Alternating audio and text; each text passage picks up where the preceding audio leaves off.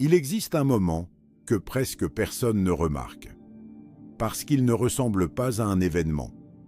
Il ressemble à un détail, et c'est précisément pour cela qu'il change tout. On croit souvent qu'une relation commence avec un regard, avec une phrase, avec un aveu. Mais ce n'est presque jamais ainsi.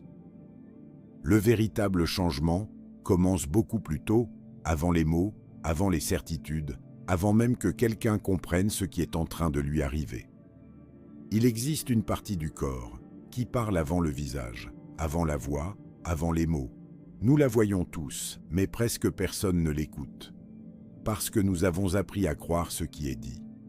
Beaucoup moins ce qui échappe encore à celui qui le ressent.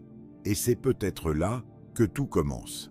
Car le corps prend parfois une décision, longtemps, avant que l'esprit accepte de la reconnaître. Il cesse lentement de se comporter comme si l'autre était encore un inconnu. Et ce changement apparaît souvent dans un endroit auquel presque personne ne prête attention. Les mains, pas parce qu'elles disent tout, mais parce qu'elles oublient parfois de cacher ce que le reste du corps contrôle encore. Un sourire peut être offert par politesse. Un regard peut être retenu. Une voix peut cacher une hésitation. Les mains, beaucoup moins. C'est peut-être pour cette raison que certaines rencontres paraissent différentes, sans que rien ne permette vraiment de l'expliquer. Rien n'a été dit. Rien n'a été décidé. Et pourtant, quelque chose n'est déjà plus comme avant. Le premier mouvement est presque invisible. Une main rejoint les cheveux, puis redescend, sans raison apparente, comme si le geste avait oublié de s'arrêter. Puis viennent ces mouvements que personne ne remarque.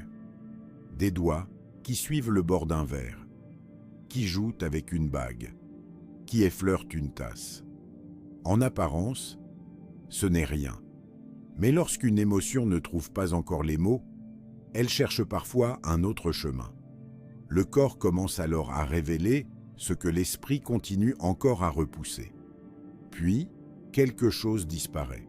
Pas la distance, la vigilance. Sans s'en rendre compte, le corps cesse progressivement de se protéger. La proximité ne semble plus risquée, elle devient simplement naturelle. Comme si une frontière invisible venait de disparaître, et personne ne la voit. Pas même celui qui vient de la franchir. C'est souvent là que deux personnes commencent à partager le même rythme. Les gestes se répondent. Les silences changent. Les mouvements semblent se reconnaître. Comme si deux systèmes nerveux s'accordaient avant que deux consciences ne trouvent les mots pour l'admettre. Puis, un jour, ce langage disparaît. Sans bruit, les mains recommencent à hésiter. Les gestes deviennent plus courts. La distance revient.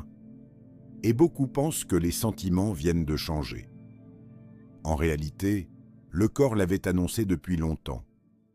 Peut-être que la vraie question n'a jamais été « que ressent-elle » Peut-être que la question a toujours été « à partir de quel moment son corps a-t-il cessé de te considérer comme un inconnu ?» Parce que c'est souvent là que tout commence. Et c'est exactement au même endroit que tout disparaît. Le corps ne révèle pas l'attirance, il révèle la disparition de la méfiance. Et lorsqu'un corps recommence à se protéger, les mots n'ont souvent plus qu'une seule fonction. Expliquer une histoire qui était déjà terminée.